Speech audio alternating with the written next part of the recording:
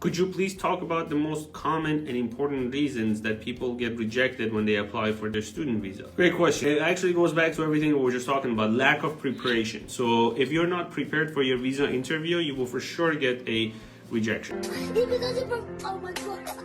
Right? That's I think that's a lot of people go through that. But some of the common rejection reasons is that you don't have your right documents with you. Maybe you didn't fill out something. Maybe you haven't done something that you were supposed to. For example, you're supposed to pay a CVIS fee when you go to the interview. That CVIS fee currently is at $350 and you're supposed to pay it, print the receipt and take it with you at the visa interview. If you don't, maybe you won't even get to the visa interview. But again, at a larger level, these are like some small stuff, right?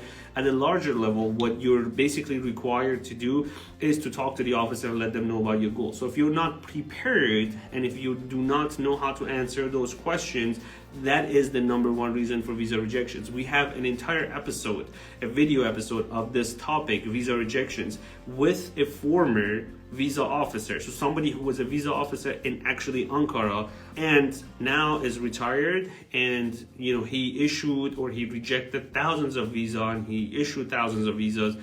And we did an interview, we did an episode with him, and we were talking about that. And the number one reason is lack of preparation from the students. Is basically you going to the embassy and visa interview, you sit there and you just sit there, right? And the officer says hello and you say hello. Hello! How are you? How are you? Why do you want to go to the US? Because I want to study. Well, the officer already knows why you want to go to the study. They know your visa application. You're going to study in the United States. That's why you're applying. But when they ask you, why do you want to go to the United States? You have to tell them about your goals, your objectives, your plan, your strategy, and how that's going to help you when you return back to your home country. That's what they're looking for. Not that I'm going to study, or where do you want to study? I'm going to study at university, blah, blah, blah, blah, whatever university.